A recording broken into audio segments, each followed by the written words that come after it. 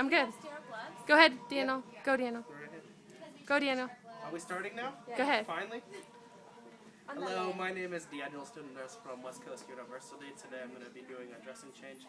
Before I enter the room, I'm going to go ahead and look over the chart. Make sure that the patient doesn't have any allergies or anything that I should know about.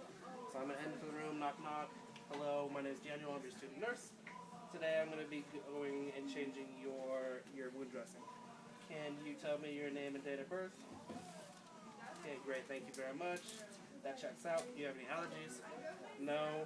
And can you tell me on a pain scale from 0 to 10 what your pain level is? We pre-medicated already 30 minutes ago and it's down to about 2 or 3. So we're okay to go ahead and start with the dressing change.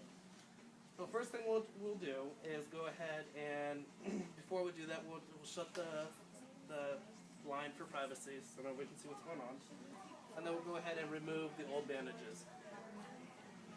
And then mentally you just need to keep track of what you're taking off so that you can replace exactly with whatever you took off. And you're going to notate the size of the pooling or granulation, whatever. When you take it off, go ahead and mark that and measure that and notate that in the chart. So I'll show you that when we put it actually on. We'll draw a circle and you'll see that. So I'm going to go ahead. Everything's off now. Everything's been all nice and taken care of. So I'm going to go ahead and irrigate this area right here. So this is a stage 4 pressure ulcer. You can see that it goes all the way down to the sacrum, which is the butt bone, if you will, kind of. And we have eschar on the outside and slough around here and here. So I'm going to go ahead and measure this entire area. And then we also have, what is it called, Juggy? Undermining in this general area. So we're going to go ahead and measure that too and take care of that. So first thing I'm going to do is make sure I have clean gloves on, everything like that. And then I'm going to go ahead with my sterile Q-tip and measure it. So I'm going to go ahead and start at the 12 o'clock position without actually touching the very bottom, just making sure that it's close. And then I'll go ahead and notate what it is, and then I'll measure it. So it looks like we're at 2 centimeters. 2 centimeters deep? 2 centimeters deep. And so Brandon over here is going to be charting for me while I do this.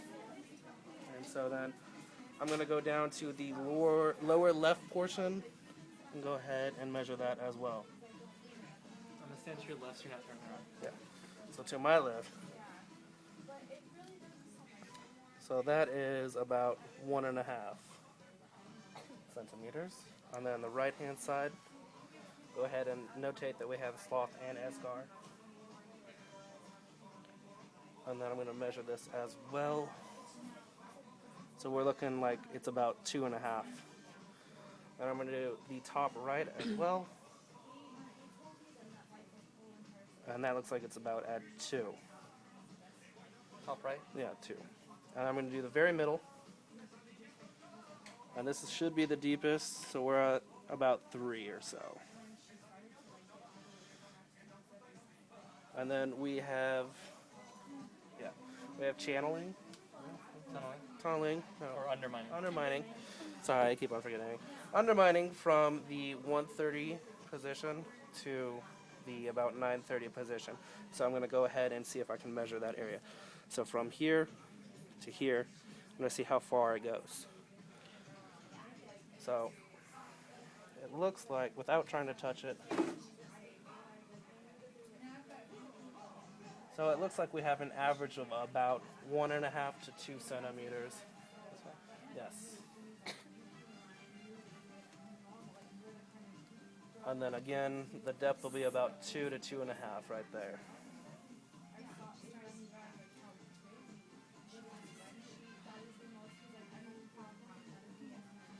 Okay, perfect. I'm going to put this down. That now. And now we're going to set up to irrigate this area and get all the fluff and slough off. So what we're going to do is we're going to set him up on his side like this.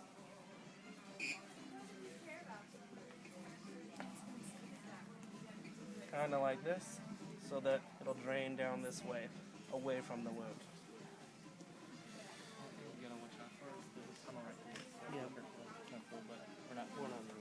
So what we have here is our sterile saline and our little turkey baster. That's not what it's actually called. So I'm going to go ahead and just take some out.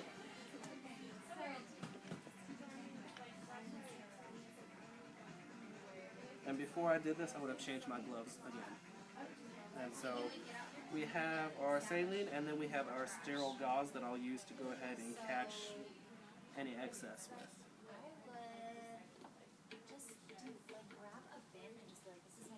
So I'm going to go ahead and catch right here. And we're going to go ahead and squirt from top to bottom. Yeah, we're gonna take a bin. Yeah.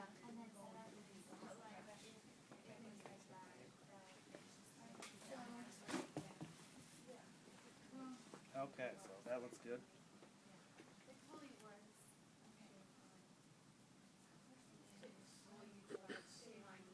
Gonna make sure that we catch everything. And so we're not doing tunneling for this exercise, but we have some, so I have to get the excess out. So I'm gonna go ahead and just tip it up and get this out.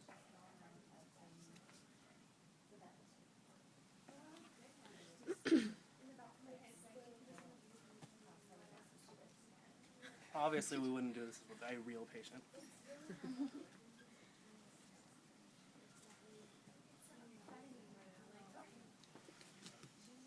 Okay, so now we're going to go ahead and lay him back down flat.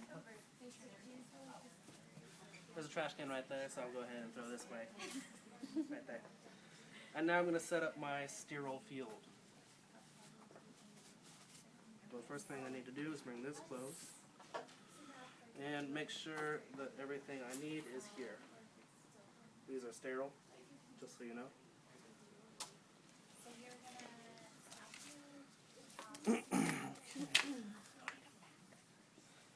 So before I do anything, I'm going to go ahead and take my tape and get this prepared